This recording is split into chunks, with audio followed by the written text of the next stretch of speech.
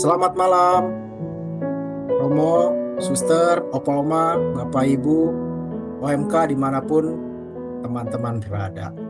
Apa kabar hari ini? Saya harap semuanya baik ya. Kita bertemu kembali, kita sudah lama ya, sudah 2 minggu yang lalu. Kita kembali lagi di sini, tapi sebelum kita mulai, saya mau seperti biasa kalau saya ngitin, ini saya harus minta tanda cintanya dari teman-teman. Tanda bahwa Tuhan telah mencintai kita dan cinta Tuhan selalu beserta kita semua dan kita semua memberikan pada sesama. Amin. Oke, teman-teman semua, gimana kabarnya hari ini ya? Baik semua ya. Gimana kemarin Imlekan ya bagi yang merayakan pemilihan umum pemilu ya? Oke semua ya. Semoga lancar semua di tempat daerah teman masing-masing. Tapi apapun pilihan dan hasilnya, yang tepat adalah teman-teman pilihannya adalah tepat pada saat hadir webinar ini. Sangat tepat dan hasilnya juga pasti akan kelihatan berguna bagi kita dan bagi sesama.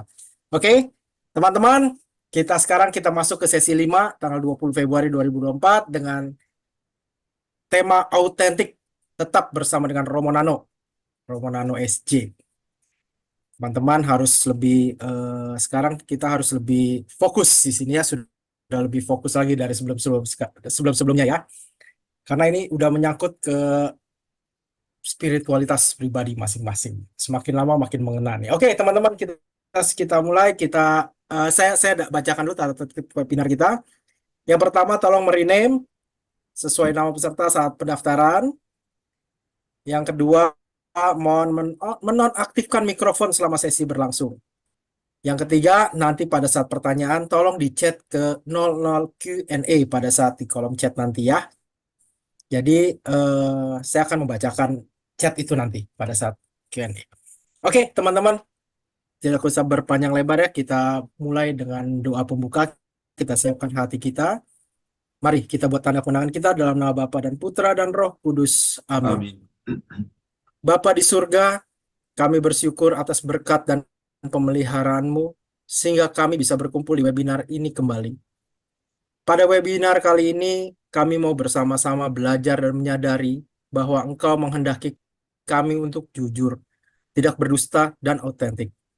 Mohon rahmat-Mu agar pengajaran yang dibawakan oleh Romo Nano boleh kami mengerti dan kami jalani dalam hidup kami. Berkati internet dan webinar yang akan berjalan. Berkati pula Romo Nano yang membawakan materi webinar ini. Untuk para peserta, Engkau curahkan rahmat-Mu agar kami mau membuka hati dan belajar semakin dekat padamu. Dengan pengantaran Kristus, Tuhan kami. Amin. Amin. Santo Ignatius, doakan Doakanlah kami. kami. Amin. Dalam nama Bapa dan Putra dan Roh Kudus. Amin. Amin. Ya, nggak usah terlalu berpanjang lebar. Kita persilakan layar dan waktunya untuk Romo Nano. Silakan Romo.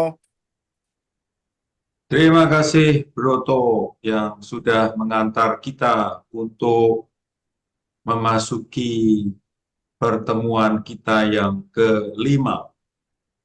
Sebelumnya saya mengucapkan selamat datang kembali, ketemu kembali dengan kita semua, Ibu Victoria Susanto, Ibu Pratiwi Cahyono, Teresianini, Suster Sofi, Felicitas Teresialim, Ingawati, Christina Rusli, Claudia, Oma Frida, Monica, Buis, Maria Teresia, Kelana Wijaya, Kristianto, Subroto Onggo Wasito, Alexander JC, ini saya kenal, pernah ketemu orang ini. Dan teman-teman semuanya, kita memasuki bab kelima, ini sesuatu yang sangat penting dan undangan untuk menjadi autentik, sebuah kata yang kalau dari sisi penulisan sepertinya tidak biasa dalam hidup kita sehari-hari. Kemungkinan dalam hidup sehari-hari itu kita lebih biasa dengan kata otentik, AU menjadi O, otentik. Kita melihat gambar dua orang, wakil perempuan, wakil laki-laki, mereka meninggalkan topeng-topengnya. Sehingga akhirnya dua orang ini ketemu apa adanya. Mereka tidak lagi melihat topeng yang dikenakan.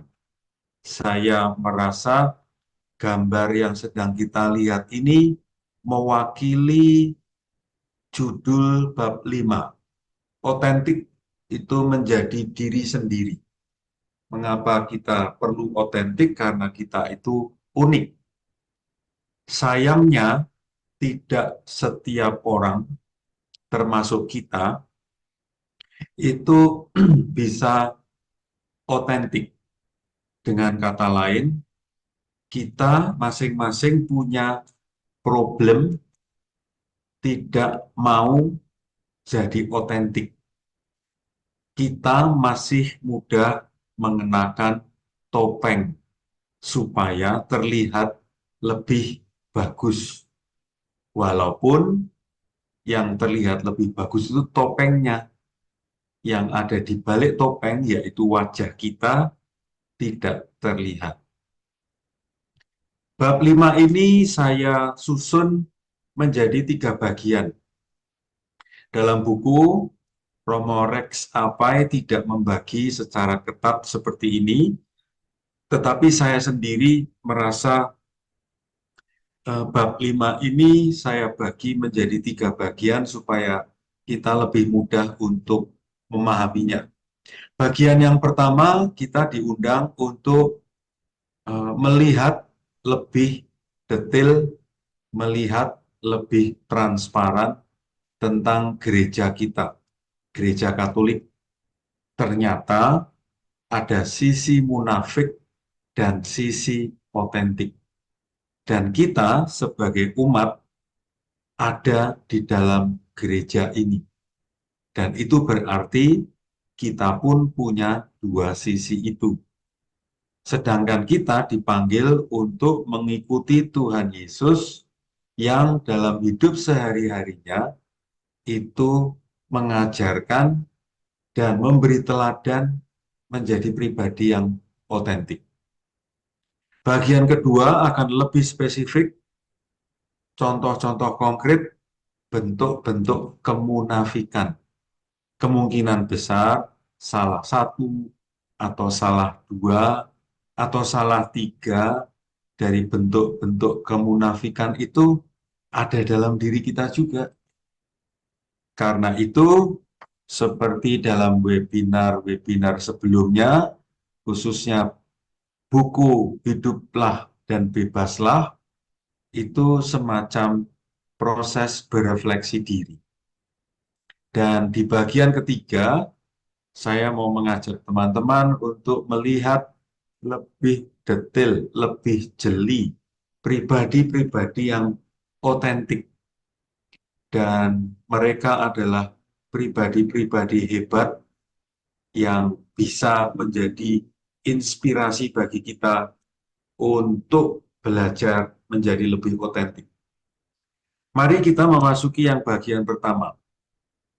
Seperti kita ketahui, teman-teman sekalian, ya, Tandi, Pak Imam, Bu Yulia, Editiono, dan teman-teman sekalian, kita semua tahu bahwa gereja kita tercinta, gereja Katolik, itu kelanjutan dari Simon Petrus yang pada waktu itu ditunjuk oleh Tuhan Yesus sebagai yang memulai gereja Katolik.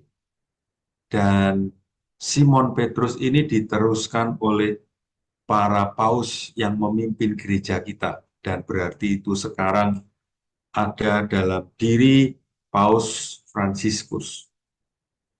Gambar ini mau mengatakan bahwa kita, gereja Katolik itu, teman-teman, merupakan kelanjutan dari Tuhan Yesus Kristus. Kita mau melanjutkan apa yang diajarkan dan diteladankan oleh Tuhan Yesus Kristus. Pertanyaan saya, apakah kita, termasuk Elsie, termasuk Sylvia Cahyadi, termasuk Pak Hardi, apakah kita sudah sesuai dengan yang diajarkan oleh Tuhan Yesus? Ternyata belum.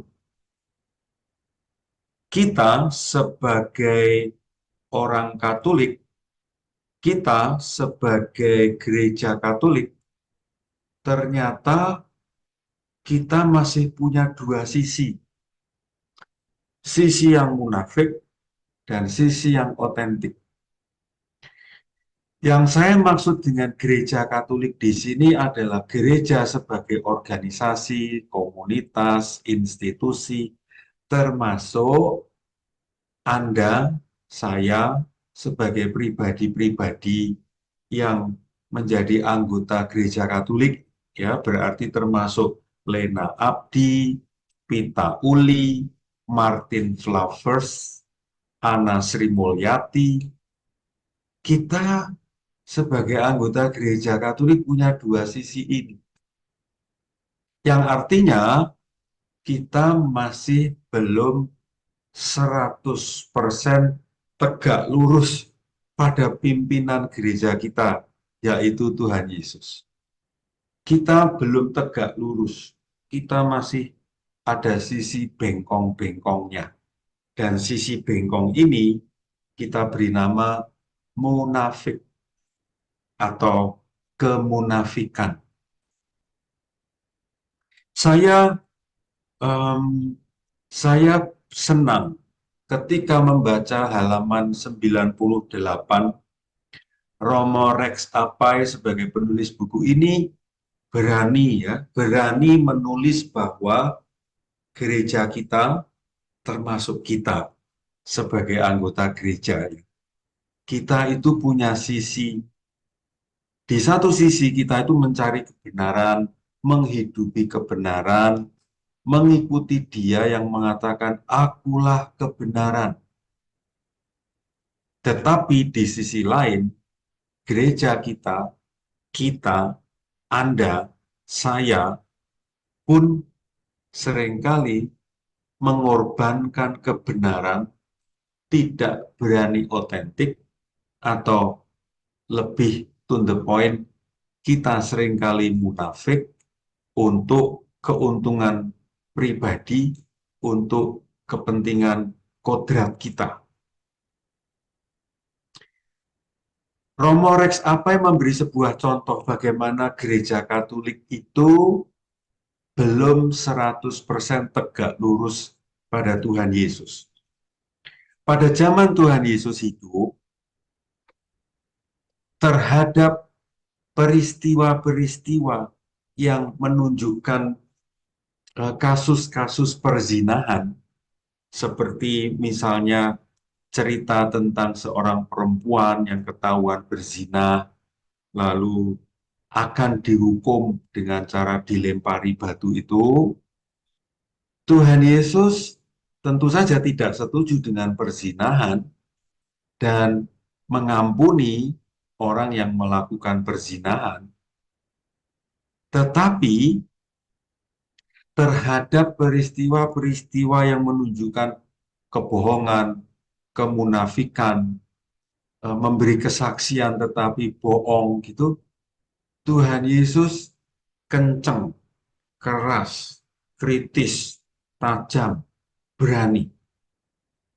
Kalau Anda cermati dalam Injil kita, Injil apapun, kita akan melihat banyak peristiwa yang menunjukkan Tuhan Yesus itu kritis terhadap kemunafikan para pemimpin agama Yahudi. Banyak.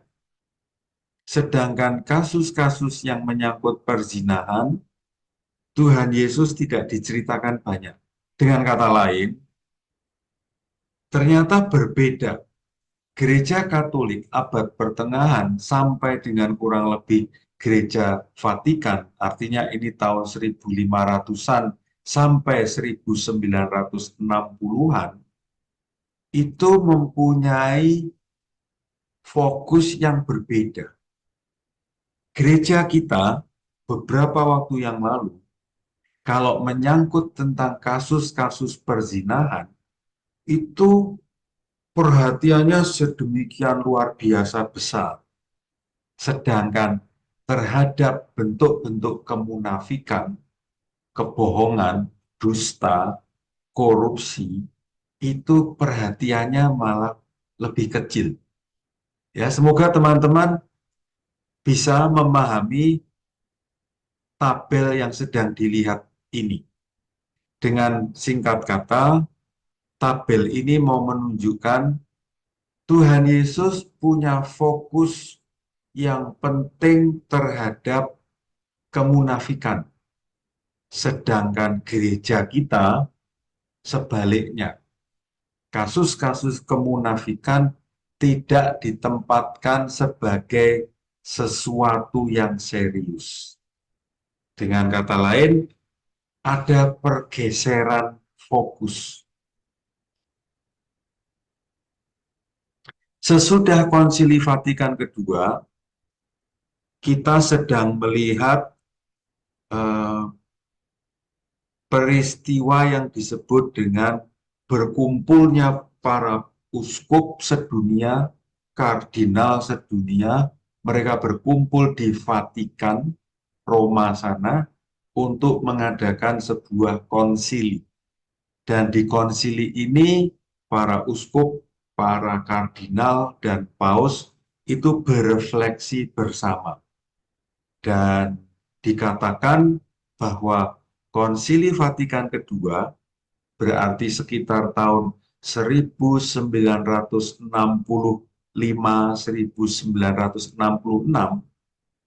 gereja kita tercinta itu sadar dan mau bersikap kritis terhadap dirinya.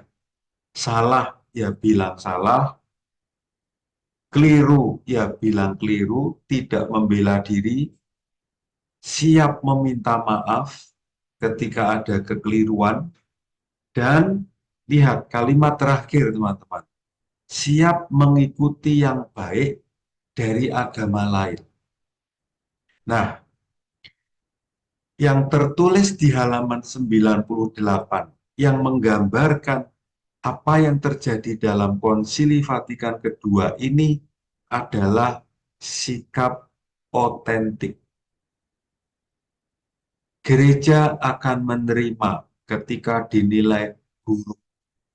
Gereja akan mengakui kalau dinilai salah dan kesalahan ini memang terbukti. Ini sebuah sikap yang luar biasa yang tidak datang dengan sendirinya, tetapi muncul dari kesadaran bersama bahwa kemunafikan harus dihentikan dan keotentikan harus dikembangkan. Namun demikian, harus tetap diakui bahwa gereja kita tercinta, termasuk kita, itu masih dalam perjalanan yang panjang untuk mencapai yang diidealkan, yaitu sebagai orang-orang yang otentik. Kita masih harus berjuang panjang, kita masih harus bekerja keras untuk sampai di situ. Dan arahnya adalah, kalau kita tadi melihat gambar jalan yang turun, naik, turun, naik, turun, naik, sampai ke ujung sana itu, yang ada di ujung sana, yang mau kita ikuti, yang mau kita tuju adalah figur Tuhan Yesus. Kita punya kiblat. Kalau saudara-saudari kita orang Islam punya kiblat, yaitu Mekah, arah barat katanya. Sedangkan kita, kiblatnya adalah pribadi Tuhan Yesus. Ini perlu kita sadari bersama teman-teman. Saya belajar dari orang Islam, yaitu tentang disiplin mereka ketika mau berdoa itu menempatkan diri menghadap kiblat. Artinya mau berhadapan dengan tempat suci, Ka'bah itu ya. Saya kira kita perlu belajar dari mereka tentang arah kiblat. Dan kiblat kita, arah kita adalah pribadi Tuhan Yesus.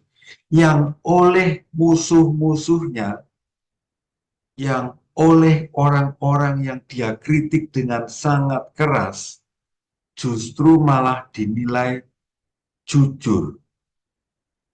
Para pemimpin agama Yahudi, seperti digambarkan di Injil Markus bab 12 ayat 14, mereka menilai, "Guru, kamu itu memang seorang yang jujur, tidak takut kepada siapapun, karena kamu mengajar jalan Allah. Tidak ada hidden agenda, tidak ada sesuatu yang diperjuangkan untuk kepentingan pribadi." Teman-temanku yang terkasih, Ivi Ambrus, Susana Ratna, Sulistyorini, Ana Sri Mulyati, mari kita menyadari bahwa perjalanan hidup kita masing-masing sebagai orang Katolik dan sebagai komunitas itu kiblatnya adalah pribadi Tuhan Yesus Kristus. Dan kita ini murid-murid sang guru ini. Pak Guru dari Nazaret ini keren. Kita beruntung karena 4 Injil itu bisa mendeskripsikan dengan detail siapa Pak Guru kita ini. Kita bisa membaca apa yang dia ajarkan. Dan kita diundang untuk berani menghidupi kebenaran. Kita diundang untuk berani menjadi otentik ketika dunia kita, masyarakat kita, media sosial itu justru sedang menawarkan sisi yang berbeda. Kebohongan, manipulasi, make up, Photoshop yang membuat banyak hal itu terlihat lebih cantik, lebih gemoy, lebih menarik, ya, lebih joget-joget santai gitu, atau bentuk apapun yang kelihatannya lebih menarik. Padahal itu semua hanyalah topeng, hanyalah kemunafikan. Dan aneh, kita ini memang manusia-manusia yang aneh. Kita itu tidak pernah diajari untuk berbohong. Di keluarga kita tidak diajari untuk bohong. Di sekolah dari TK, SD, SMP, SMA, perguruan tinggi tidak ada yang ngajari secara eksplisit untuk berbohong. Tetapi realitanya kita itu pinter berbohong. Salah satu cara kita berbohong adalah menggunakan bahasa. Entah itu bahasa tertulis, bahasa lisan, bahasa tubuh. Kita pinter berbohong. Dari internet saya mendapatkan gambar kurang lebih orang yang menggunakan bahasa tubuhnya. Kalau orang ditanya, diinterogasi, lalu gestur tubuhnya seperti di sebelah kiri saya ini, pura-pura batuk, ini katanya ini gestur orang yang bohong. Mikir, mengatur kata supaya kesalahannya tidak terlihat. Sementara orang kalau jujur, orang kalau tidak takut kesalahannya terlihat, ya sikapnya lebih rileks, tidak dibuat-buat. Nah, ini bagi saya menarik ya, karena tanpa ada yang ngajari, kita otodidak, kita pinter berbohong. Dan mungkin sampai sekarang kebiasaan berbohong itu spontan terjadi. teman-temanku, kita itu sedang melihat gambar yang disepakati oleh internasional kalau orang berbohong itu simbolnya hidungnya tambah panjang. Maka kalau kita sedang ngomong-ngomong di kelompok, terus ada satu teman ini yang cerita, dan kita tahu ceritanya bohong, mungkin kita kasih kode aja ke teman yang lain. Itu artinya dia bohong gitu. Tapi Anda jangan begini saat saat ini ya, berarti Anda mengatakan saya bohong. Bukan. Ini sebuah tanda yang disepakati oleh secara internasional bahwa hidup panjang mau mengatakan kita sedang berbohong. Dan sebetulnya kita sedang melihat gambar yang adalah gambar kita sendiri masing-masing. Kita pintar berbohong. Orang Jawa itu pintar berbohong. Silakan loh, makan loh, diicipin loh. Oh ya, terima kasih, tadi sudah gitu. Padahal belum gitu. Oke, nah kita diundang teman-teman untuk berani mengatakan kebenaran. Memang tidak mudah mengatakan kebenaran. Mengatakan kebenaran itu sesuatu yang berat, tidak mudah. Saya pernah diberi tugas oleh pimpinan saya waktu itu untuk jadi mobil kami itu macet di luar provinsi. Kami berada di Jawa Timur di tengah-tengah hutan dan kami tidak bisa cepat pulang karena mobilnya mogok. Lalu saya disuruh untuk pulang duluan, memberitahu istrinya sopir, memberitahu bahwa mobilnya mogok, lalu em, Bapak sopir tidak bisa pulang hari ini karena masih harus nungguin mobilnya. Nah, saya mengatakan kebenaran. Mobilnya mogok, Pak sopir nunggu mobil sampai besok supaya mobil bisa diperbaiki gitu. Si istri itu nggak percaya. Saya dikiranya bohong. Bok coba ngomong apa adanya saja. Kalau suami saya sakit atau ada apa-apa yang eh, kabar buruk, Bok saya jangan dibohongi. Coba ngomong kebenaran itu tidak mudah dan seringkali yang menanggapi berita kebenaran pun seringkali tidak siap. Tetapi teman-teman, inilah panggilan hidup kita. Dimanapun, di keluarga, di tempat kerja, di pertemanan kita, di komunitas, di lingkungan. Kita diundang untuk berani omong kebenaran dan berani menerima kebenaran. Nah, ini menarik nih. Anda bisa cek di halaman 100. Saya nulis-nulis ini semua ada dasarnya ya. Jadi saya kutip-kutip dari buku aslinya. Di halaman 100 dikatakan teman-teman, kebenaran tidak sama dengan kepolosan. Kebenaran berarti ya A katakan A. Sedangkan kepolosan itu berarti bertindak selaras dengan keyakinannya. Nah, sedangkan kebenaran berarti bertindak, berkata sesuai dengan realitanya. Realitanya 1+1 itu 2. Tapi keyakinan saya 1+1 itu 5. Orang polos berarti menjawab 5 atas pertanyaan 1+1. Sedangkan orang yang otentik mengatakan 1+1, 2. Nah, kita sedang melihat gambar orang yang sangat terkenal pada waktunya, yaitu Adolf Hitler. Adolf Hitler adalah orang yang polos. Polos karena dia sangat teguh dengan keyakinannya.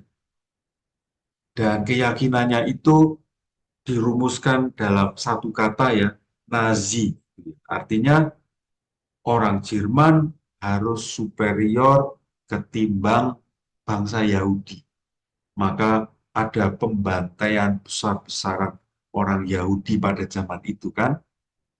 Maka di halaman 100 kita bisa menemukan eh, perpaduan-perpaduan yang sebetulnya mengerikan. Orang polos dan gila. Mungkin dengan segala hormat, Adolf Hitler ini kombinasi antara polos, gila dalam artian membunuh sekian banyak orang, polos dan berprasangka. Dia berprasangka tentang bangsa lain. Minggu depan kita akan belajar lebih detail ya teman-teman tentang prasangka. Dan ini salah satu unsur yang amat sangat serius dampak negatifnya dalam hidup kita, yaitu prasangka. Dan ada orang yang sudah polos, bodoh. Oke, ini sebuah persoalan yang ada dalam hidup kita sehari-hari dan serius dampaknya, maka perlu betul-betul dikaji lebih teliti. Nanti Anda boleh saja bertanya lewat menulis di kolom yang disediakan ya, beda antara kepolosan dan kebenaran serta keotentikan. Tuhan Yesus mengajak kita tidak menjadi orang yang polos. Dengan pengertian polos adalah mengikuti keyakinannya. Bisa saja keyakinannya salah. Tuhan Yesus mengajak kita menjadi orang yang jujur, tulus, otentik. Menjadi pribadi yang kita dikehendaki oleh Tuhan ya jadi orang yang tulus. Dan simbolisasinya dalam Injil sering yang dipakai adalah anak kecil. Anak kecil bukan menjadi gambar orang manusia yang polos, tetapi anak kecil itu pribadi yang jujur, tulus, otentik. Kalau kita ingat kitab Kejadian, Adam dan Hawa, ketika mereka ditanya, apakah kalian yang makan buah terlarang itu? Nah, jawaban-jawaban Adam, Hawa itu tidak jujur, tidak otentik, tidak tulus. Kemunafikan, kebohongan, blaming ya, menuduh orang lain itu mulai muncul di kisah itu. Bukan aku, wanita itu. Dan wanitanya, perempuannya, bukan aku, ular. Ya, jadi contoh kepolosan, contoh kebohongan, kemunafikan ada di bab pertama kitab suci kita, di kitab Kejadian. Anehnya, teman-teman ya, anehnya sebetulnya kita itu terlahir sebagai manusia yang transparan, jujur. Lapar, nangis. Sakit, nangis. Seneng, ketawa gitu ya. Tidak ada kepalsuan dalam diri bayi, anak-anak itu.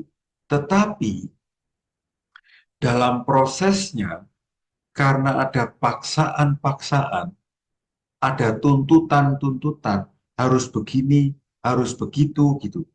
Maka kita malah jadi orang yang munafik. Maka sebetulnya ini kritik yang tajam ya untuk keluarga kita, untuk institusi-institusi pendidikan kita yang justru menghasilkan anak-anak, dan itu adalah kita, pribadi-pribadi yang sulit untuk otentik. Semuanya dibungkus demi formalitas. Atau bahkan kadang-kadang tidak muncul di buku ini ya, tetapi terjadi dalam hidup kita sehari-hari, asal Bapak senanglah. Asal Bapak senang, maka kemunafikan terjadi, kebohongan, manipulasi itu terjadi. Siapakah orang yang munafik itu? Ya, pada dasarnya orang yang munafik adalah antara hidupnya, perkataannya, tindakannya itu nggak saling klop gitu. Ngomongnya begini, kelakuannya begitu. Nulisnya di medsos begini, realitanya dalam hidup sehari-hari begitu. Dan setiap kemunafikan itu berarti penipuan. Nah, mengapa kita jadi munafik? Mengapa kita menjadi orang yang mudah berbohong? Mengapa kita melakukan kemunafikan? Kemungkinan besar penyebabnya adalah sadar atau tidak sadar kita melakukan kebohongan, kemunafikan karena kita berpikir dengan berbohong kita akan aman, dengan berbohong kita akan selamat, atau dengan membuat cerita yang keren-keren padahal bohong. Itu kita akan dapat perhatian, penghargaan, akan diterima. Oh, sekolahku dulu begini, begini, begini. Oh, sebelum yang ini pekerjaanku tuh begini, begini. Kita bercerita yang besar-besar, yang hebat-hebat, tapi bohong, munafik. Sebetulnya untuk apa? Ya, untuk supaya kita dinilai hebat, supaya kita diterima, supaya kita dapat jempol gitu. Ini teman-teman, saya kira ini akarnya ya. Akarnya yaitu kebutuhan untuk diterima. Kebutuhan supaya saya dinilai hebat, jempol, positif. Maka saya mau mengakhiri bagian pertama ini dengan 3 pertanyaan, teman-teman. Pertama, pertanyaan pertama. Saya mengandaikan kita semua nih, masing-masing, termasuk saya tentu saja, kita kita punya kebiasaan untuk bohong, munafik.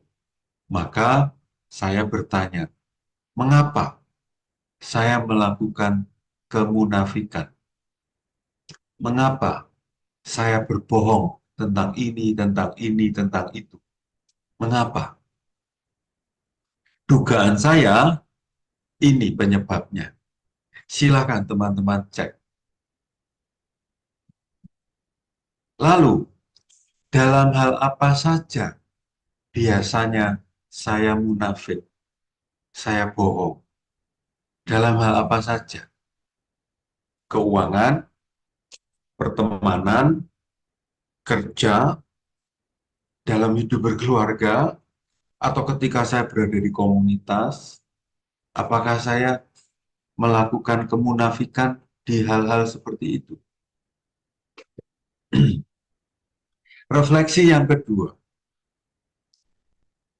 saat berjumpa dengan siapa atau dalam situasi seperti apa, biasanya saya jadi orang yang manipulatif, atau berdusta, atau munafik, atau tidak otentik. Apakah ketika saya sedang berkompetisi? Apakah saya ketika sedang duduk di kursi pimpinan? Apakah ketika saya aktif di sebuah komunitas?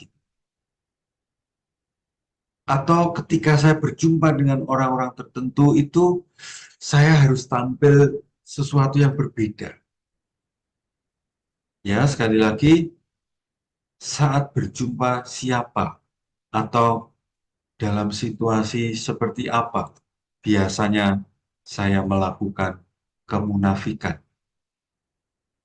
Dan yang terakhir, refleksi yang ketiga, apakah di keluarga Anda, di komunitas Anda, termasuk komunitas saya berada sekarang ini di Klaten, ada enggak tanda-tanda kemunafikan.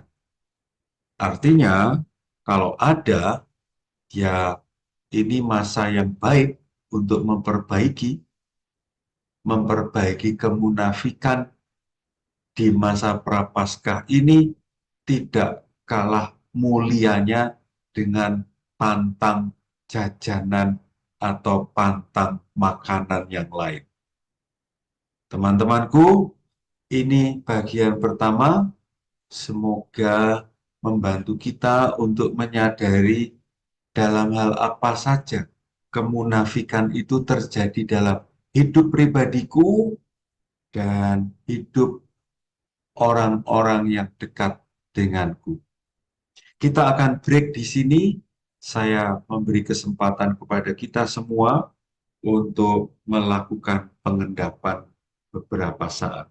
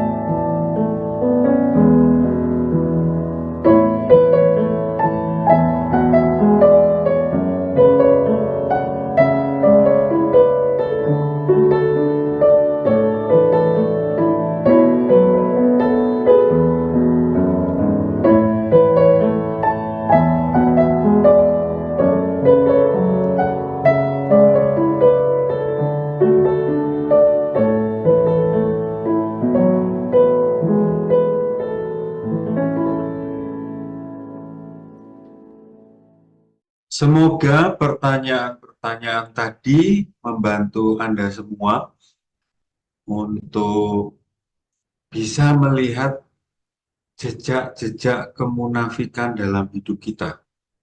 Nah, bagian kedua ini akan ada 8 contoh, ya, 8 contoh kemunafikan. Nah, terima kasih, ini saya sudah kembali bisa melihat wajah Pak Iwan, Teresia Retno, Widi, selamat datang. Mari kita melihat 8 kemunafikan itu apa saja. Bentuk kemunafikan yang pertama.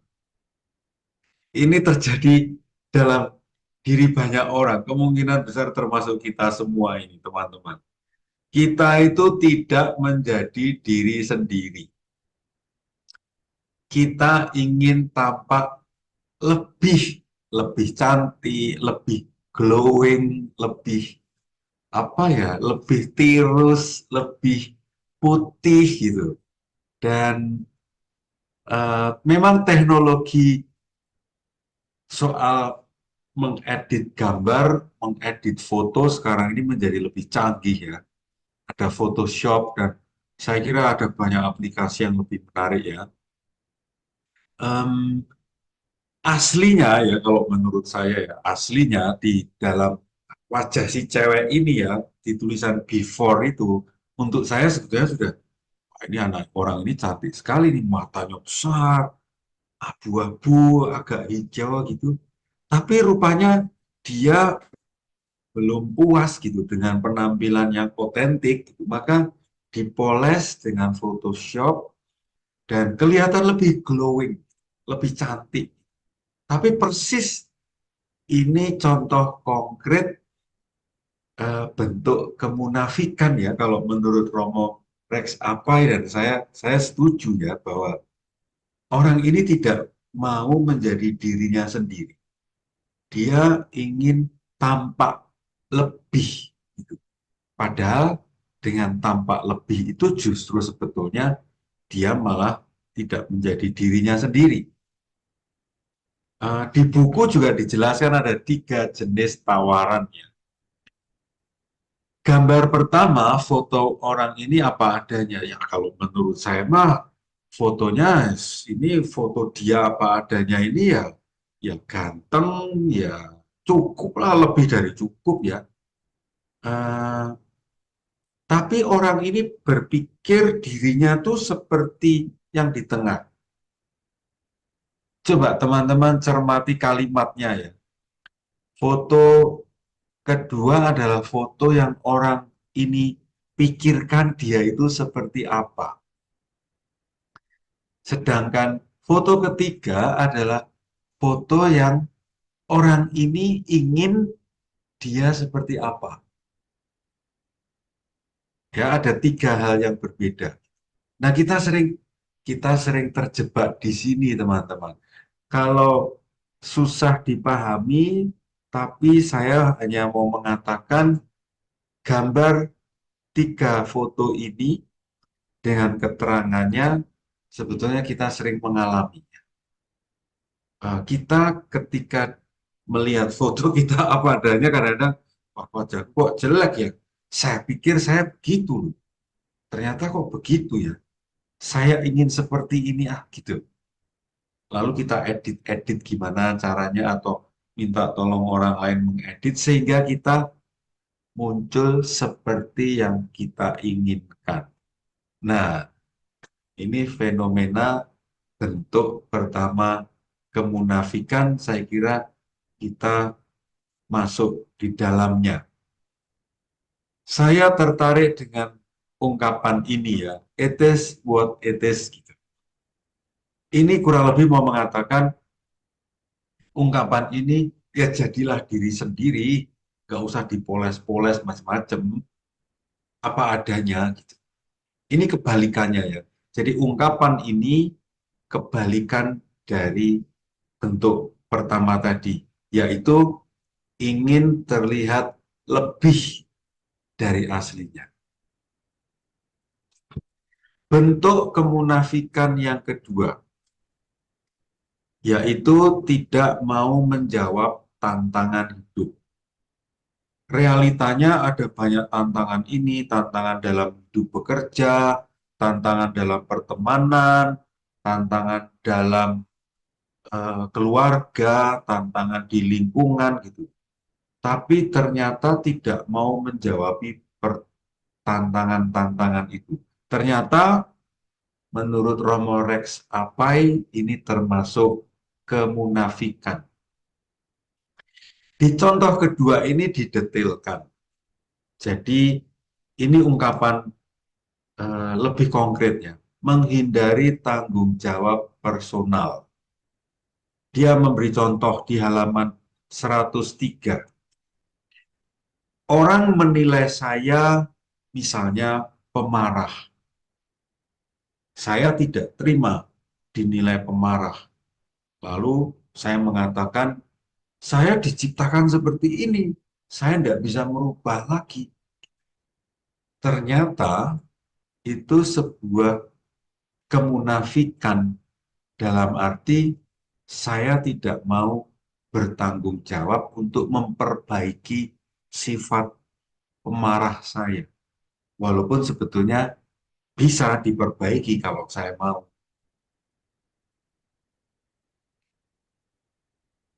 Ini juga dinilai bentuk kemunafikan, yaitu blaming, menyalahkan orang lain.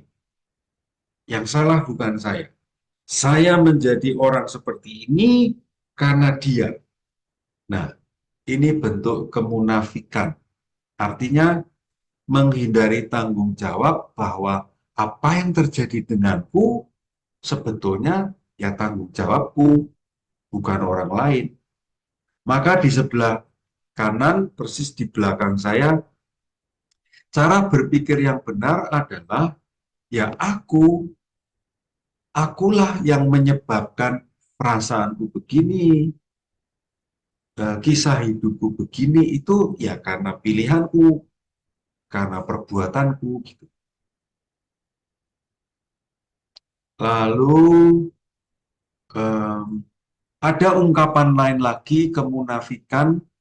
Saya senang ada ungkapan ini ya di halaman 103 karena banyak orang, banyak orang Katolik, banyak orang di antara kita, mungkin di antara kita ada yang sering mengatakan ini. Ya sudah, ini kehendak Tuhan. Padahal belum tentu kehendak Tuhan. Romo Rex apa yang mengatakan ini cara saleh, cara suci yang tidak tepat sebetulnya untuk menghindari tanggung jawab. Sebetulnya tanggung jawab saya sebetulnya dalam ranah yang bisa saya lakukan untuk mengubah ini dan itu, tetapi orang ini mengatakan ya sudah ini kehendak Tuhan gitu. Padahal sebetulnya bukan. Penjelasan lain dari bentuk kemunafikan yang kedua adalah orang yang tidak mau berkonfrontasi, orang yang tidak mau berbeda pendapat, orang yang ketika ada perbedaan cara berpikir lalu pergi, menghindari konfrontasi. Di gambar itu simbolnya adalah membuat gelembung sendiri. Ini simbolnya. Realisasinya dalam hidup kita sehari-hari ya entah saya nggak mau ketemu dengan orang itu atau memutus kontak. Kita sekarang ini di zaman WhatsApp ini kan seringkali begitu tidak suka lalu kita menghapus kontak orang itu gitu. Atau ada istilah unfriend, unfollow gitu, memutus relasi. Bentuk lain adalah menghindari keterlibatan. Kita nggak mau repot, nggak mau ambil risiko, nggak mau kotor, nggak mau kehilangan rasa aman. Saya nggak mau deh. Ternyata ini juga bentuk kemunafikan. Bentuk yang lain adalah menghindari keheningan. Nggak berani sendiri, selalu mencari teman untuk ngobrol karena dia takut menghadapi diri sendiri. Dan ini memang terjadi dalam banyak orang. Takut berhadapan dengan diri sendiri karena ada banyak kerapuhan, kedosaan, ketidaksempurnaan, peristiwa pahit. Orang, dengan kata lain, orang yang tidak berani menghadapi dirinya sendiri adalah orang yang munafik. Bentuk kemunafikan yang ketiga yaitu menjadi superficial. Superficial itu artinya tidak mendalam, tidak berakar, tidak berani otentik di luar gitu. Ya ketawa, ketiwi, senyum, ya berelasi tipis-tipis aja lah, jangan terlalu dalam gitu. Di permukaan semua. Dan ini lebih keras lagi ya ungkapan Romo Rex Apai di halaman 104 itu. Kemalasan eksistensial. Gila ya. Kemalasan itu sudah jelek. Masih ada keterangan eksistensial. Artinya kalau bahasa gampangnya muales banget gitu. Orang yang muales banget ya adalah orang yang munafik karena dia menghindari tanggung jawab. Bentuk kemunafikan yang keempat, menggunakan ukuran ganda. Misalnya penggunaan handphone.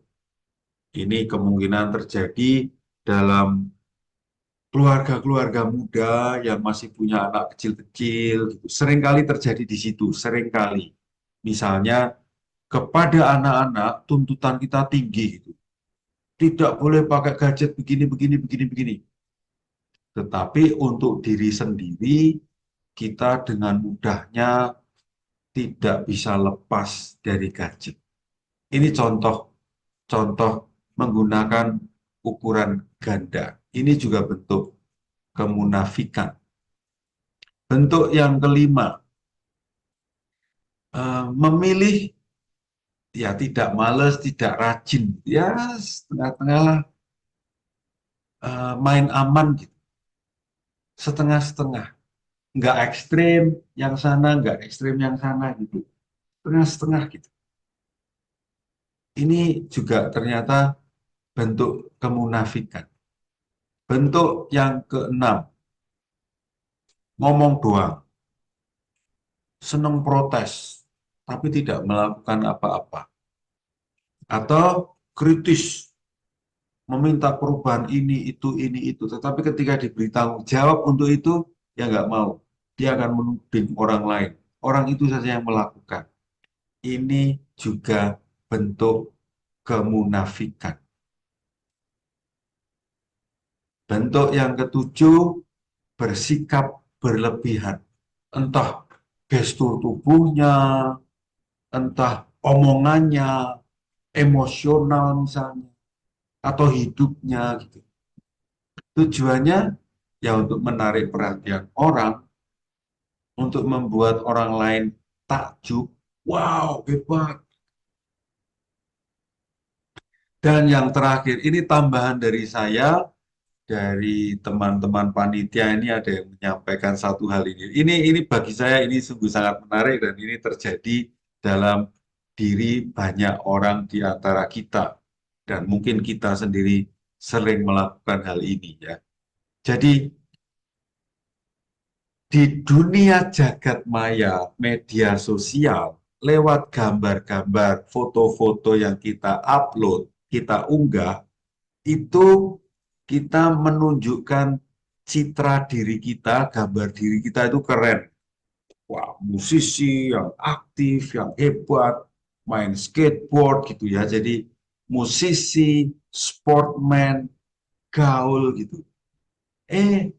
Tapi ternyata dalam hidup sehari-harinya ya pemalas, hanya duduk-duduk saja, minum bir. Kalau kita lihat botolnya itu ada 1, 2, 3, 4, 5. Ada 5 botol gitu ya, dia sudah yang sudah minum gitu. Teman-teman, bentuk 8 ini sedang masif, marak terjadi di antara kita. Menjadi dua pribadi yang berbeda. Di medsos, wah, figurnya luar biasa. Aslinya, wow, berbeda, berkebalikan. Ini penutup bagian kedua, simpel penting ya. Orang yang munafik dan kemunafikan itu merusak kepercayaan. Di keluarga, kalau bapak itu munafik, sudahlah pasti suasana rumah tidak nyaman. Kalau ibu yang munafik, pasti suasana rumah tidak nyaman. Kalau anak manipulatif, bohong, dusta, munafik, suasana rumah juga tidak nyaman. Teman-teman, gambar dan tulisan ini merupakan simbol yang penting. Kita diundang untuk mencermati, ada enggak tanda-tanda kemunafikan dalam hidup kita sehari-hari. Di rumah, di tempat kerja, pertemanan, komunitas, kelompok apapun. Dan saya mengusulkan 3 pertanyaan refleksi. Pertanyaan refleksi yang pertama, dari 8 bentuk kemunafikan yang tadi sudah kita lihat satu persatu, bentuk kemunafikan yang mana yang paling dominan ada dalam diriku dan layak untuk saya perbaiki?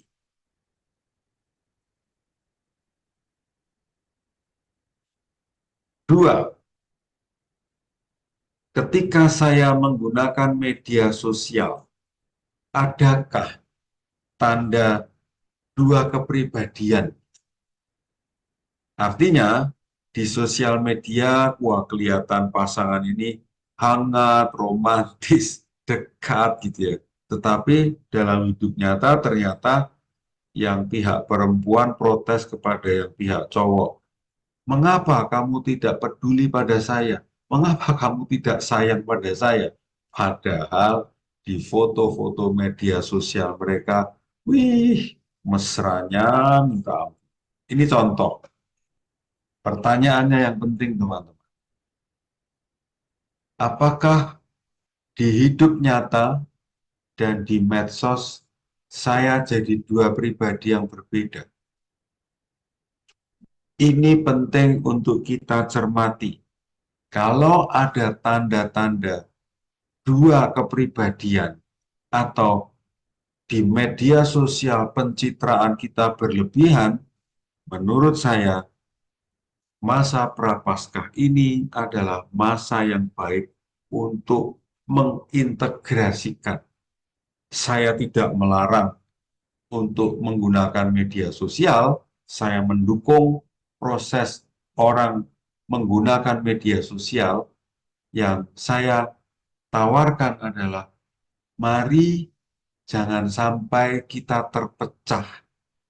Kita tetap sama, baik ketika di online maupun di offline dalam hidup nyata. Pertanyaan yang ketiga, yang terakhir adalah bentuk kemunafikan mana yang tadi ya, dari 8 tadi, ini yang paling dominan yang mana, atau mungkin ini yang cukup dominan, maka saya mengundang teman-teman sekalian untuk mari kita perbaiki. Ini kesempatan yang amat bagus menjadi diri kita apa adanya. Salah satu contohnya adalah foto yang kita pilih untuk media sosial kita atau foto-foto yang kita unggah.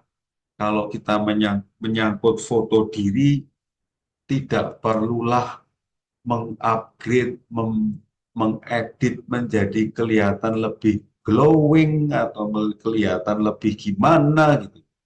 Mari menjadi diri sendiri apa adanya untuk menjadi pribadi yang otentik. Demikian ya bagian kedua, kita break sejenak untuk mencoba mengendapkan.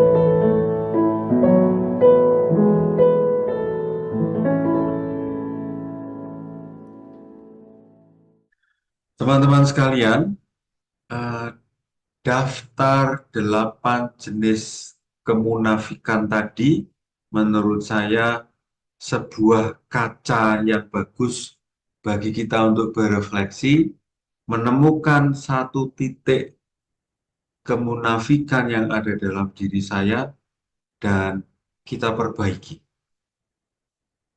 Nah, di bagian ketiga ini saya mau mengajak Anda untuk melihat lagi, saya yakin Anda sudah membaca, melihat lagi mengapa kita perlu berproses menjadi pribadi yang otentik.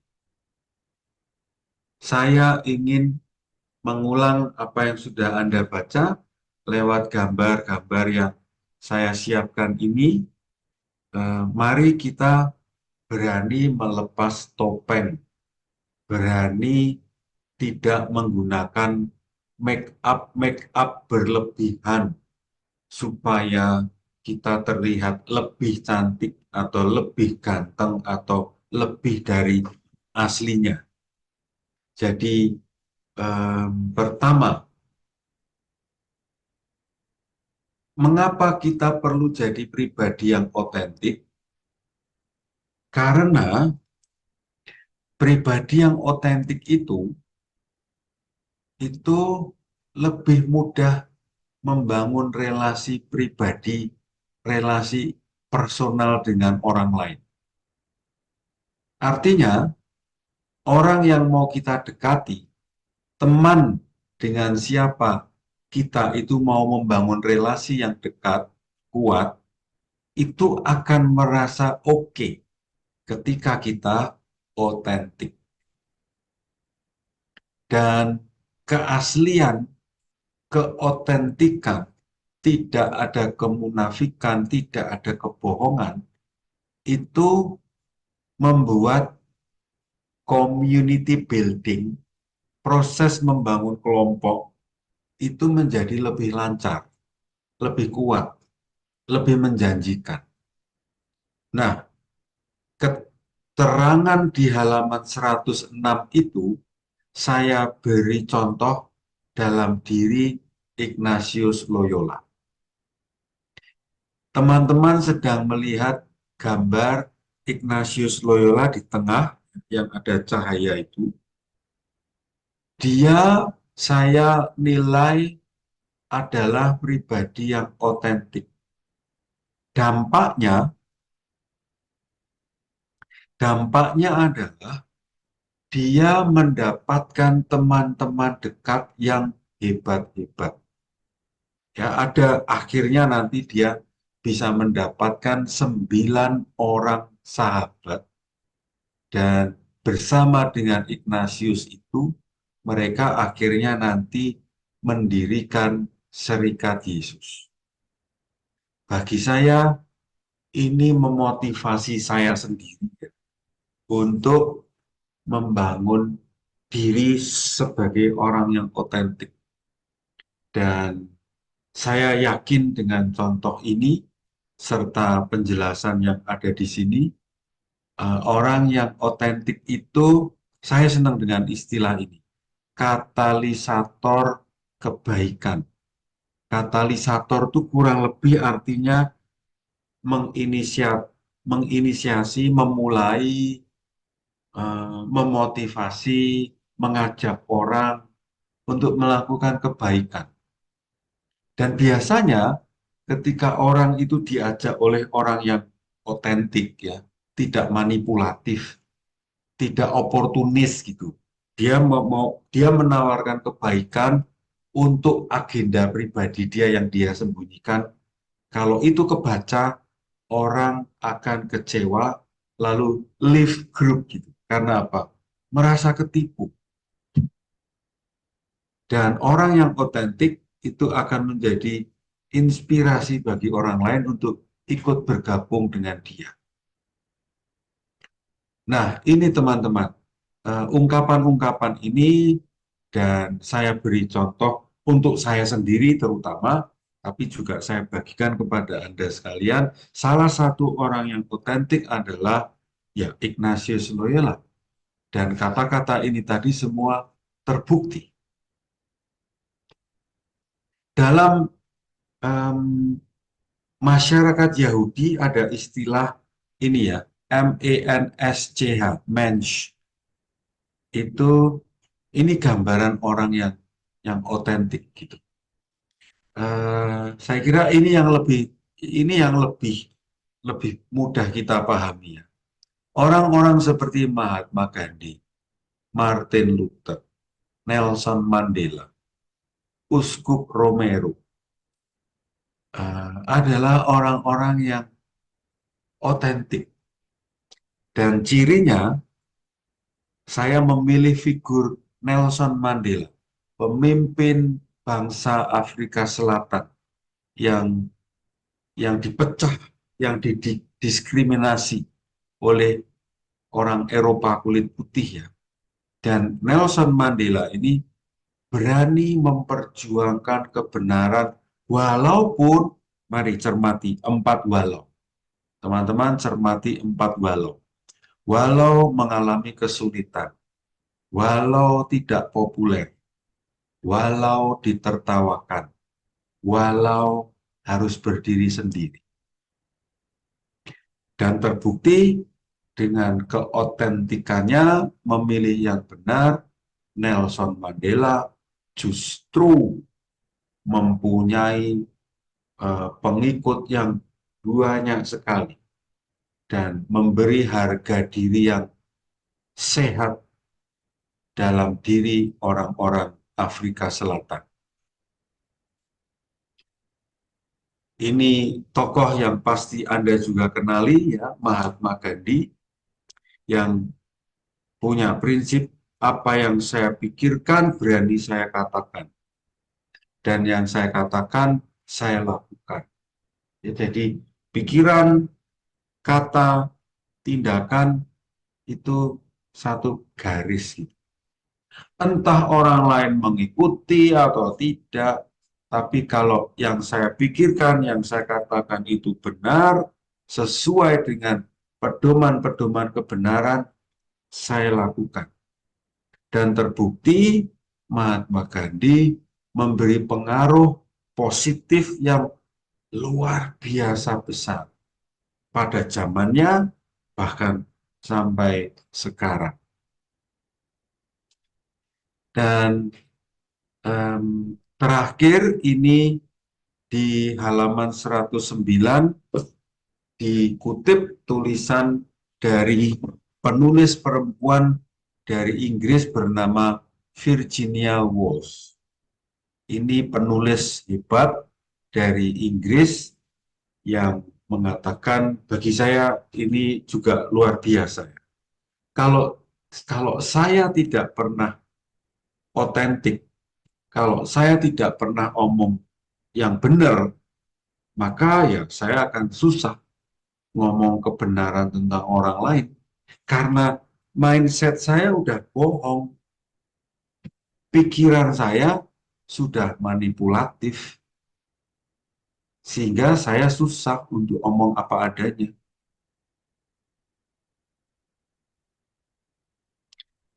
Teman-teman sekalian, mari kita bergerak, jangan berhenti. Jangan membiarkan kebiasaan kita berbohong, munafik, tidak jujur, kita teruskan. Mari kita berupaya melepaskan topeng-topeng yang membuat kita seolah-olah lebih baik. Mari kita lepas topeng-topeng kita untuk menjadi pribadi yang otentik. Mengapa?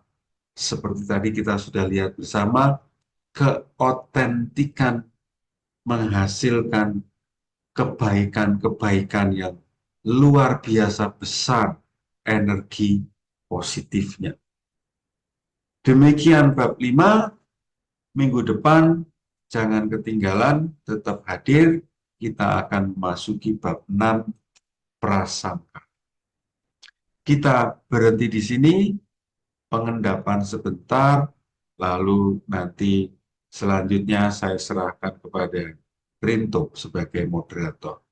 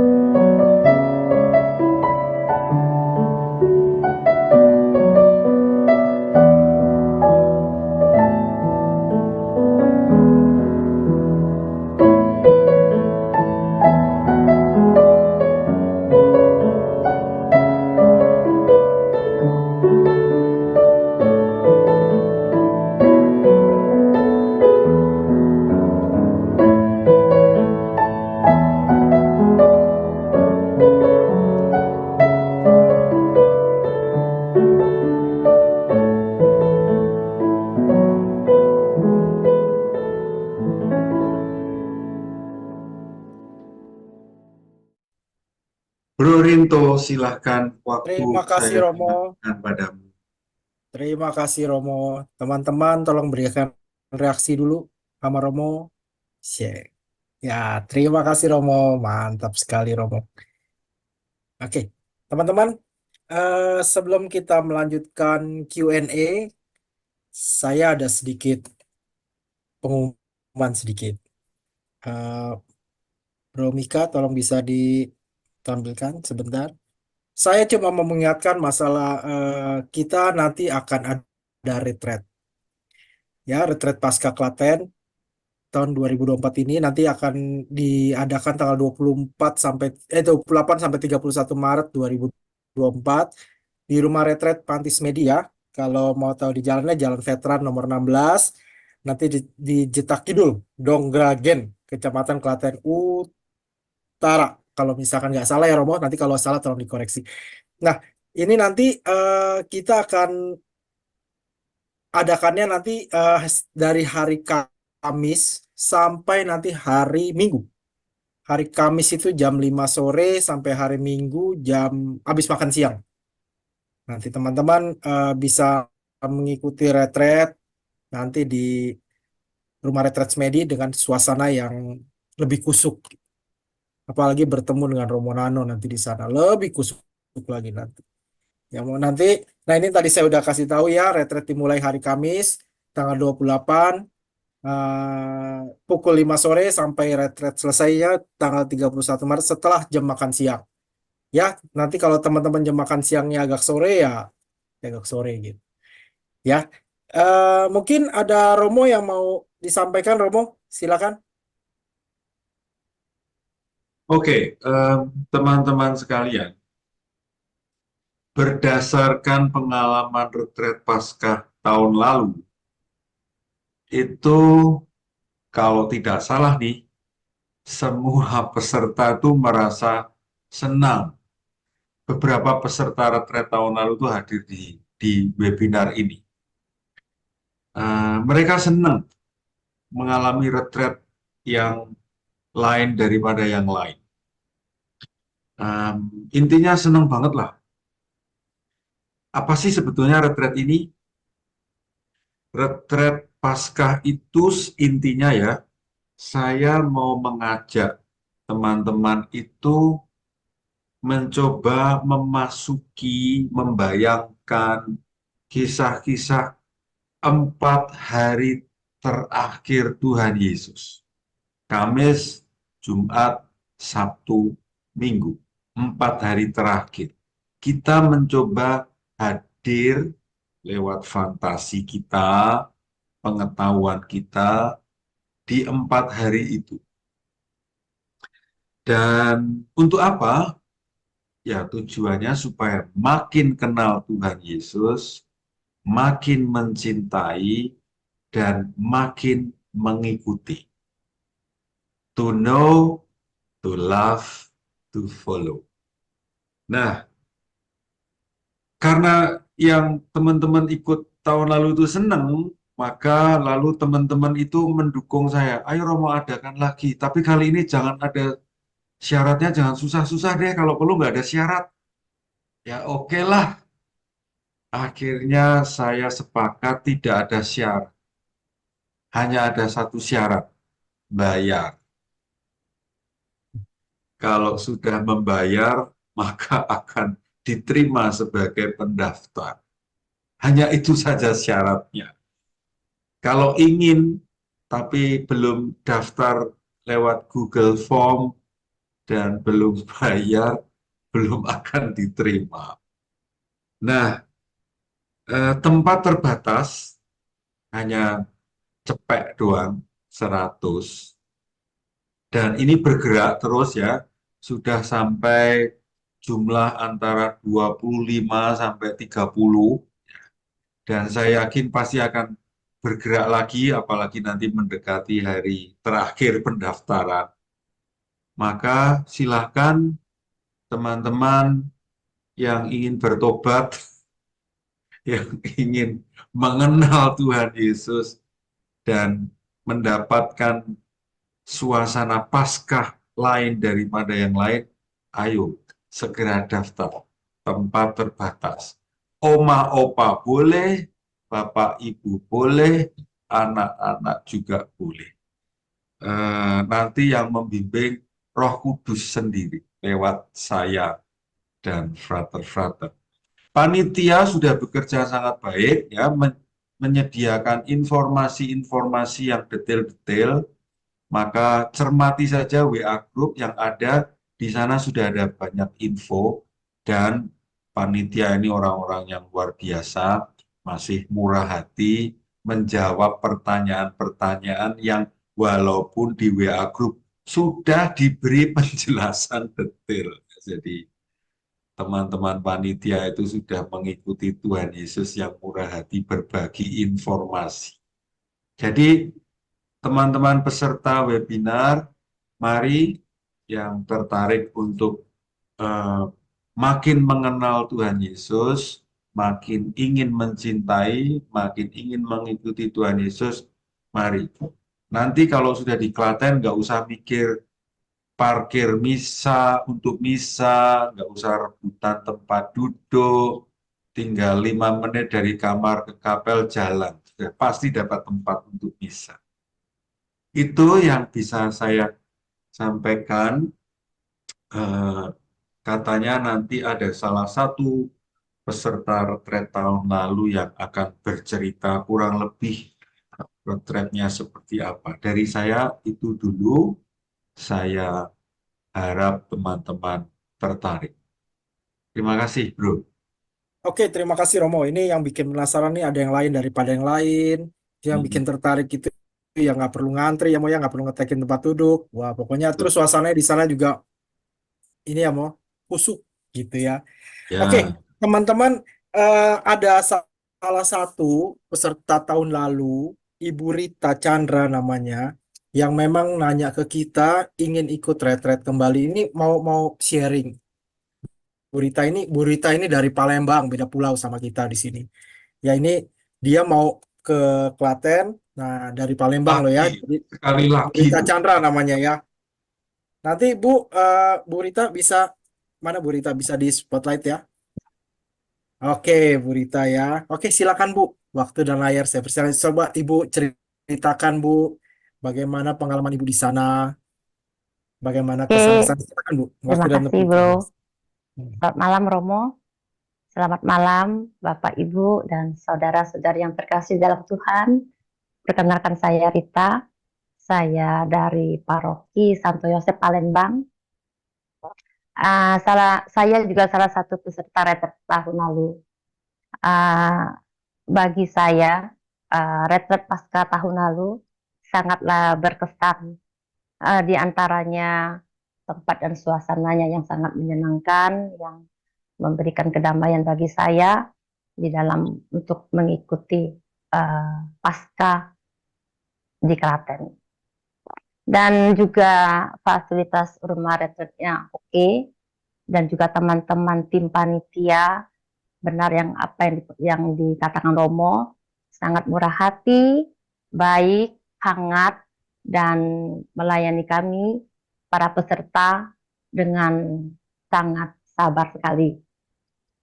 Dan juga tentunya Romo Nano yang sangat luar biasa di dalam membimbing kami sehingga kami dapat memahami dan menghayati setiap peristiwa dari Kamis Putih, Jumat Agung, Sabtu Paskah, Sabtu Sepi, dan Minggu Paskah.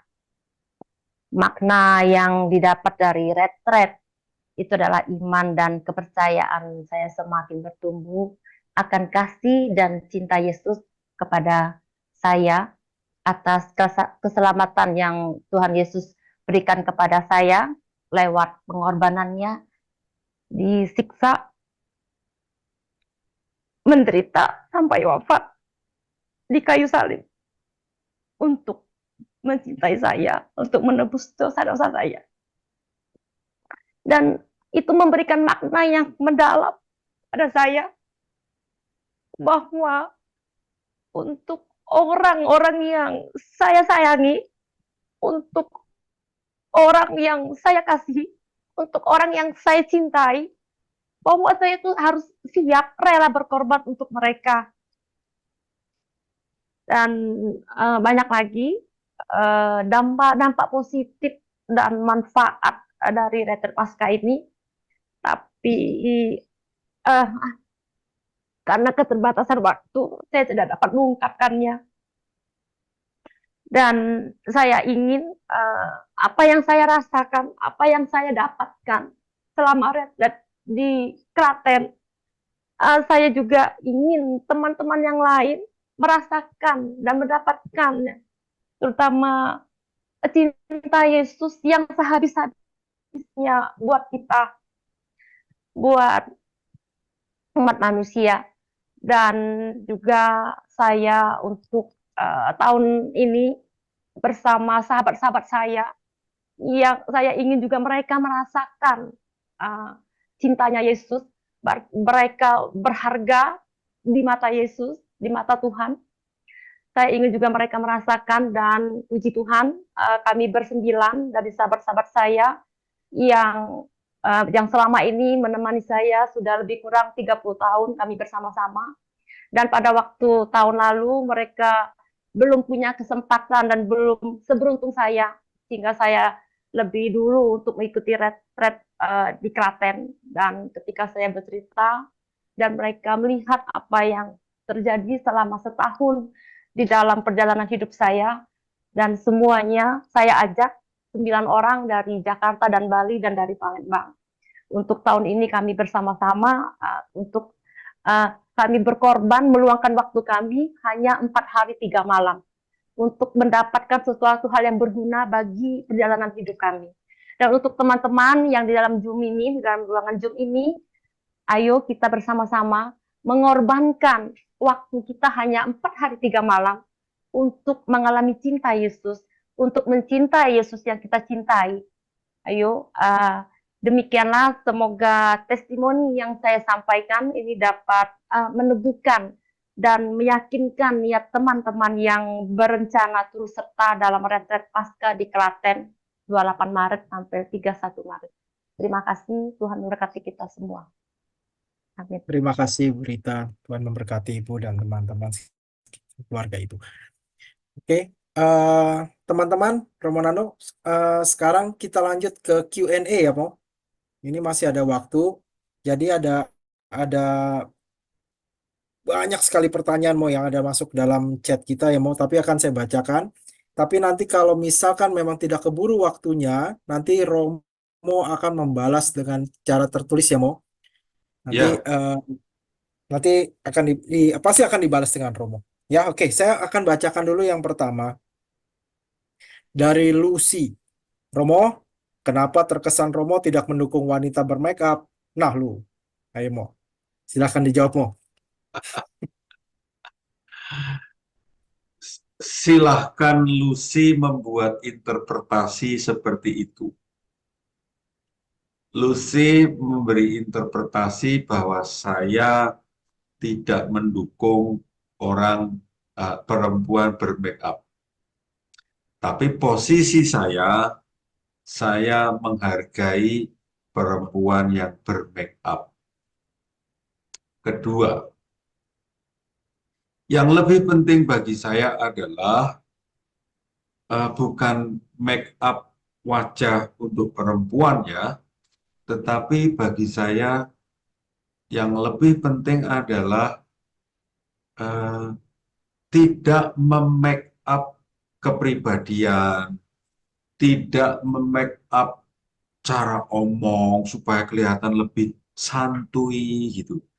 Tidak memake up isi pengalaman saya supaya kelihatan lebih dramatis gitu ya. Make up saya dalam artian itu.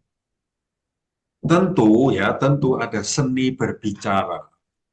Tentu eh, seni berbicara yang otentik itu tetap penting ya. Artinya ya ketika saya omong tentang sesuatu yang menyedihkan, ya saya akan omong apa adanya. Nah, tahun lalu itu dalam retret saya tidak bisa saya tidak bisa apa itu menahan dorongan untuk menangis gitu. Itu bukan make up, itu bukan main drama. Ya saya merasa terharu lalu saya menangis. Eh, itu ya yang saya maksud dengan make up. Artinya bukan make up untuk perempuan. Saya oke, tapi yang saya kritisi adalah memake up kepribadian, memake up penampilan diri sebagai pribadi. Eh, itu untuk Lucy. Lucy perempuan, jadi sensitif. Oke Mo, terima kasih Romo. Ini Romo pertanyaan selanjutnya dari Rania. Romo, apakah memuji orang secara umum itu dianggap munafik daripada mengatakan yang negatif tentang orang atau menghakimi orang? Apakah memuji orang secara umum itu dianggap munafik, Mo? Itu dia. Ada pujian yang lip service gitu. Ada pujian yang otentik. Ada pujian yang sebetulnya tuh kayak justru malah menjatuhkan gitu. Jadi ungkapannya bisa pujian. Yang lebih penting adalah motivasi di baliknya ya. Motivasinya betul-betul memuji atau saya memuji supaya saya juga dipuji. Tentu motivasi yang betul adalah ya yang otentik gitu. Yang ini baik kok. Ya sudah saya katakan ini baik atau ini tidak baik, ini jelek, ini masih mentah gitu. Ya saya omong apa adanya. Ini masih mentah perlu dipoles lagi gitu. Jadi ungkapannya bisa pujian. Yang berbeda adalah motivasi yang ada di belakangnya. Nah, menilai munafik atau tidak itu di bagian motivasinya. Begitu Broto. Oke, terima kasih, Mo. Semoga Bu Rania ini ya, paham ya, Bu Rania. Oke, selanjutnya Romo dari Zeperino Juan. Romo Rano, bagaimana mengatasi fenomena kemunafikan dalam komunitas? Apakah dengan menghukum karena hukuman adalah obat bagi jiwa yang sakit? Apakah dengan mengampuni yang rasanya tidak tampak ada unsur formatio dan perubahan? Gitu mau. Ini pertanyaan seorang frater atau romo ya. Iya, Kalau kayak- awam nggak mungkin pertanyaannya iya kayak kayaknya ini berat nih mau. Mungkin sekelas Monsinyur kali ini. atau malah ya, konsinyor Iya. atau suster. Em, Sebetulnya kalau kalau kalau saya sendiri berhadapan dengan kemunafikan di komunitas itu adalah pertama-tama saya tidak mau ikut dalam omongan-omongan yang terkait dengan kemunafikan. Dua, saya mau mencoba mencari data objektifnya tentang, ya nggak tahu ya, tentang apa yang di sekitar kemunafikannya itu apa gitu. Tapi saya akan mencoba mencari data objektifnya itu apa. Entah tentang orang itu, entah tentang seseorang, entah tentang pekerjaan, entah tentang fasilitas rumah, entah tentang apapun gitu. Saya tidak mau ikut berdansa dengan eh, isu-isu di sekitar kemunafikannya. Kalau bahasa politik tuh sedikit-sedikit deh nyenggol-nyenggol politik ya. Saya nggak mau ngomongin gimmick-gimmick politik gitu. Saya mau mencari isu pokoknya apa sih itu tentang keuangan atau tentang penampilan atau kualitas penampilan seseorang atau tentang apa. Jadi membedakan, tidak mudah ikut oh, model atau nggak mudah ikut fenomena kemunafikan, tapi mencari yang realnya tuh kayak. Karena pertanyaannya umum, maka jawaban saya juga masih umum ya. Ya. Tapi semoga dua prinsip itu menjadi lebih membantu Anda menjadi lebih jelas. eh, Frater atau Romo atau Suster Yuan ini. Oke, terima kasih Romo. Semoga frater frater atau Romo atau Monsinyur ini Juan ini ya, gitu ya. Oke, Romo lanjut Romo. Eh, eh, dari Asteria Retno sebenarnya ada dua pertanyaan yang hampir mirip. Cuma saya itu dulu yang dari Retno ya. Seorang yang mempunyai karakter atau sifat pemarah, namun berusaha bersikap baik dengan mengendalikan rasa amarahnya agar tidak menimbulkan masalah. Apakah hal ini termasuk munafik? Asteria Retno. Em, Sebetulnya ya teman-teman kita itu bisa, kita punya feeling, kita punya intuisi, kita punya hati gitu, untuk menilai orang ini munafik atau otentik ya. Sebetulnya kita bisa bisa kita punya kemampuan menilai itu. Nah, termasuk ketika menilai orang ini pemarah, tapi dia bisa mengendalikan diri, tidak marah, tapi menyampaikan sesuatu dengan tepat gitu. Menurut saya, justru orang ini hebat karena bisa omong, bisa bertindak, tidak disebabkan oleh kemarahan. Tetapi dia bisa mengelola kemarahan lalu omong gitu. Nah, ini yang pertama. Yang kedua, tentu saja kita perlu menilai juga yang dia omongkan ini tergolong munafik atau realistis gitu. Ngomong tentang sesuatu yang benar gitu. Eh, Menurut saya dua itu ya. Kalau seseorang pemarah, gila nih, Ini nih biasanya kalau orang ini marah ini paling enggak gelas, piring atau barang di dekatnya pasti hancur nih. Tapi kali ini dia nggak banting-banting dan yang dia omongin benar kok. Artinya orang ini nggak munafik, Pak. Menurut saya ya. Kalau dari contoh yang saya buat sendiri, orang ini nggak munafik dan justru dia bisa mengendalikan kemarahannya. Wah, hebat loh. Orang yang punya karakter pemarah bisa mengendalikan kemarahannya dan omong dengan tenang, itu sudah sesuatu yang baik. Apalagi yang dia omongin memang benar. Nah, karena yang nanya Asteria Retno, ya kamu sendiri yang tahu kira-kira si pemarah itu munafik atau enggak.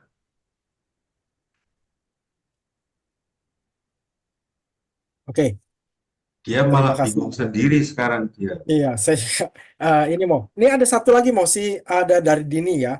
Ini ada ini juga agak sedikit agak kurang jelas. Mungkin nih Romo bisa ngerti.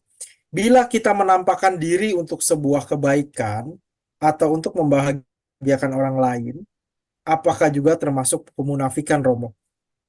Jadi kalau saya mungkin mungkin bahasanya nih, kita menampakkan diri untuk kebaikan, untuk membagian orang lain, mungkin pura-pura kali atau gimana gitu. Tapi ini untuk apa juga ini termasuk munafik gitu, Romo. Tapi kalau misalkan cuma menampakkan diri atau gimana, coba Romo mungkin konsepnya Romo. Oke, saya membayangkan contoh sendiri ya, karena nggak ada contoh konkretnya. Susah kalau penilaian-penilaian ini munafik atau ini otentik itu makin jelas kalau ada contoh ya. Kalau nggak ada contoh, susah. Oke, saya membuat contoh sendiri. Ada seorang teman sakit, dan sakitnya itu sudah terminal. Dia kanker stadium 4. Prediksi dokter, dia tidak akan punya waktu yang panjang. Lalu, em, si pasien ini atau teman orang-orang dekatnya si pasien itu meminta saya untuk menyanyi dan menari di depan teman ini. Saya nggak bisa menari, nggak bisa menyanyi. Saya males melakukan itu. Tetapi karena saya memahami kemungkinan ini sumbangan terakhir dari saya yang nggak suka menyanyi dan menari, tapi kemungkinan akan sangat menghibur si pasien yang sakit kanker stadium 4 itu, maka saya memilih, okelah, saya mau menari dan menyanyi sebisa saya dengan penuh penjiwaan. Apakah saya munafik? Menurut saya tidak.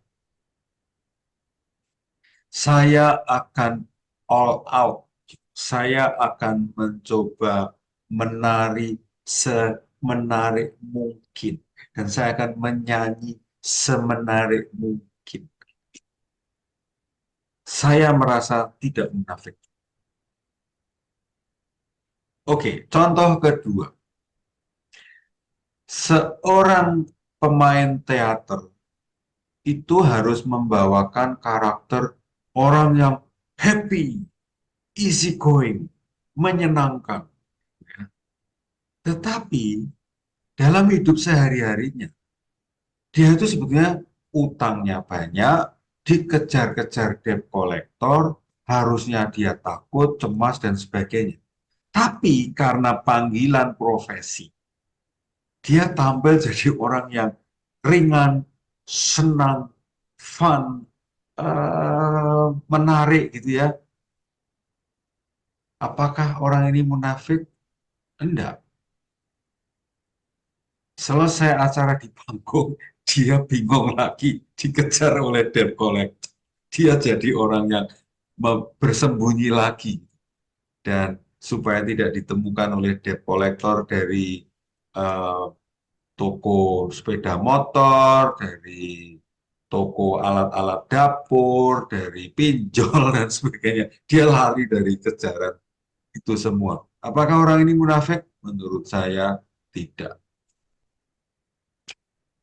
Itu dua contoh. Kalau contoh konkret menilainya lebih mudah, teman. Begitu. Oke. Baik Romo, terima kasih. Romo, ini Romo saya kasih satu pertanyaan terakhir Romo. Oke, Ya, siap. nanti yang teman-teman yang tidak sempat kita bahas nanti akan dibahas sama Romo secara tertulis. Oke, dari Kus Marningsih Sali. Romo, dalam hal prinsip, menghindari konfrontasi lebih baik daripada bersikeras. Tapi kenapa masuk kategori munafik? Thank you. Em, menghindari konflik. Menghindari konflik Coba lebih baik. diulangi lagi, bro. Dalam hal prinsip, menghindari konfrontasi lebih baik daripada bersikeras. Kenapa masuk kategori munafik? Mungkin gini mau maksudnya daripada ini apa namanya apa ya namanya ya kayak saya sama Romo gitu ya. Udahlah, saya biarin Romo, saya nggak mau ribut sama Romo gitu. Apa itu masuk munafik apa enggak gitu? Kenapa masuk kategori munafik?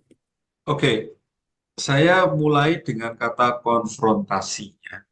Ya, Konfrontasi itu bisa dalam bentuk saling teriak, saling lempar, saling menghujat.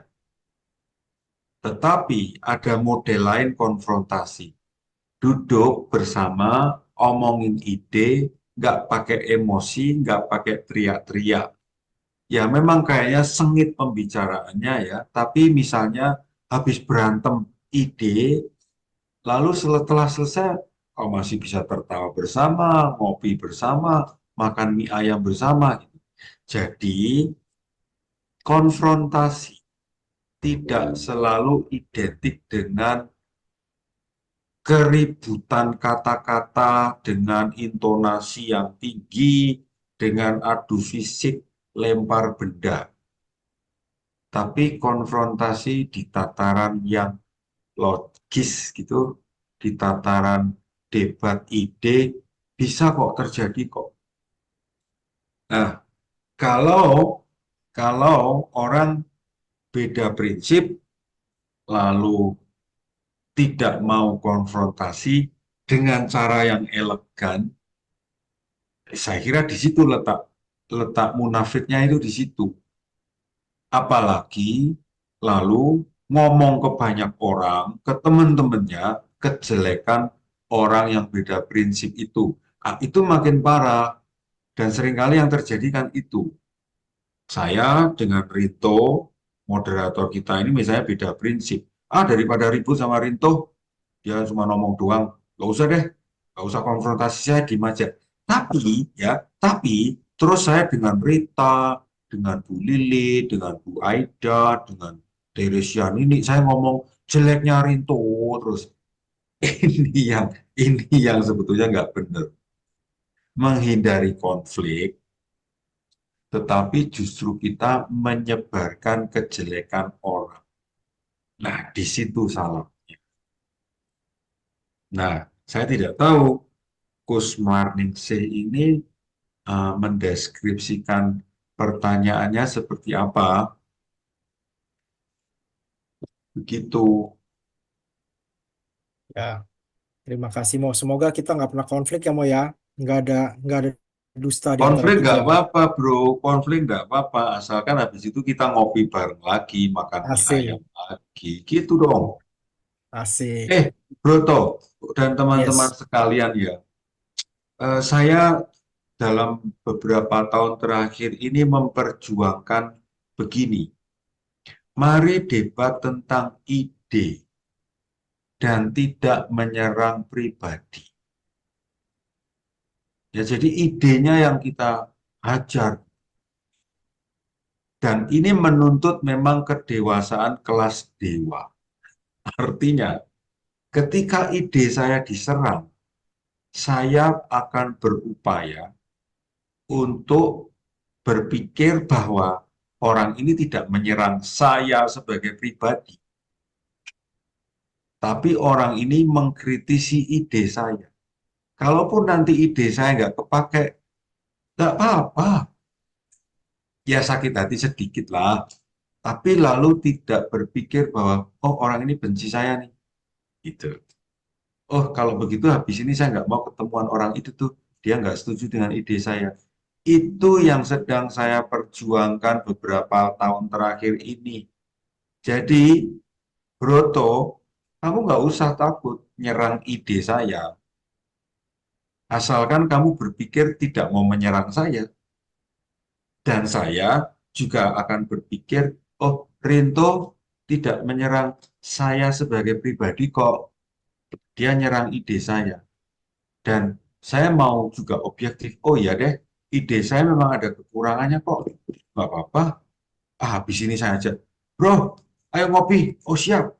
Nah, kalau saya masih mau menawarkan ngopi dan Rinto masih oke, artinya hubungan pribadi oke.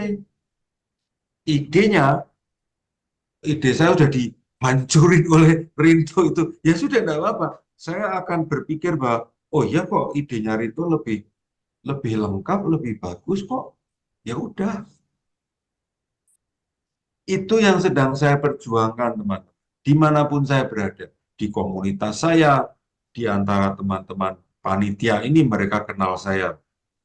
Saya mengarah ke sana dan juga bersama teman-teman yang lain. Sekali lagi, let's talk, discuss about ide. Dan mari tidak memasuki ranah hancur menghancurkan pribadi orang itu. Nah, di situ kemunafikan bisa bermain. Demikian, Rinto. Saya kira itu closing yang bagus tuh, toh. Ya, Mo. Waduh, terima kasih, Mo. Itu idenya memungkinkan saya mendapatkan ide baru nanti pada saat misalnya di Klaten gitu ya, Romo mengambilkan kopi sambil ada durennya gitu, Mo. Waduh, sedap itu. Lu Mantap. jangan ngomong doang lu. Iya, Dari iya. ngomong duren nggak ada realisasinya. Nanti Mo, makanya mau didoakan dong Mo biar kita ada Ya, realisasinya. Ya, oke teman-teman, terima kasih atas segala pertanyaan yang masuk. Terima kasih atas atensi teman-teman semua yang di pada saat sekarang ini kita sudah selesai di bab 5. Teman-teman, terima kasih juga teman-teman tadi ya sudah bicara masalah yang di retret Klaten yang sudah daftar pun saya mengucapkan dan kami panitia mengucapkan terima kasih. Nanti kita akan bertemu di sana. Teman-teman yang belum daftar, segera daftar. Nanti ke Gform ya, di Gform-nya panitia. Nanti akan di-share lagi sama panitia. Oke, teman-teman, sekarang ada beberapa buah pengumuman. Yang pertama ada teman-teman untuk membantu, untuk Jesuit Muda, untuk berkarya, untuk eh, mengembangkan kemuliaan Tuhan. Ada persembahan kasih ke BCA 604 453 5887 atas nama Indriani atau Liliana.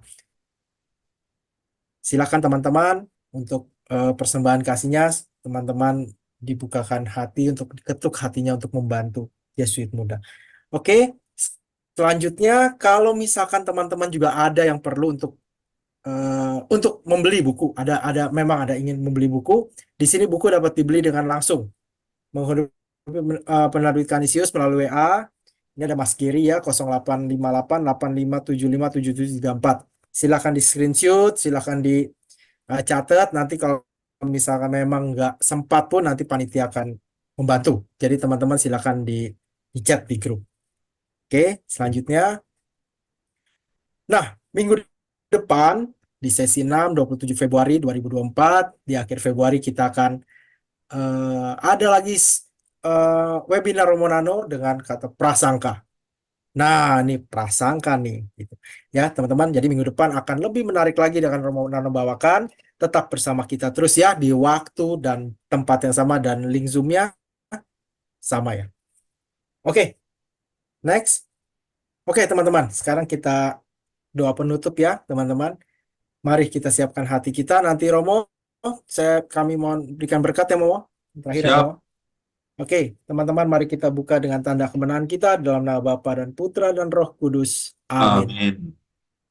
Tuhan Yesus, puji syukur atas kehadiran-Mu dan rahmat yang telah Engkau curahkan atas kami semua selama webinar hari ini. Kami disadarkan bahwa kami ini lemah dan mudah jatuh dalam dosa-dosa, kemunafikan, kebohongan, dan kesombongan. Engkau menghendaki kami menjadi seperti Engkau yang berani dan selalu jujur, berintegritas, autentik, dan bisa dipercaya. Berilah kami kekuatan agar kami dapat melakukan seperti yang Engkau kehendaki. Dan berilah juga kami hati yang mau terus berharap dan berserah kepadamu sebagai sumber kekuatan dan perlindungan kami. Semoga kami bisa berubah menjadi seperti-Mu dan bisa menjadi berkat dan kekuatan buat sesama. Kami mohonkan ini hanya dalam nama Yesus Kristus, Tuhan dan pengantara kami. Amin. Amin. Santo Ignatius, doakanlah kami. Amin. Saudara-saudariku yang terkasih, semua peserta webinar, Anda semuanya, keluarga Anda, teman-teman dekat Anda, senantiasa dibimbing, diberkati, dilindungi oleh Allah yang Maha Kuasa, dalam nama Bapa dan Putra dan Roh Kudus. Amin. Amin. Terima kasih banyak, sampai ketemu minggu depan. Terima kasih Iya, teman-teman. Romo. Terima kasih Romo. Terima kasih Romo semuanya. Terima kasih, Selamat Romo. pagi.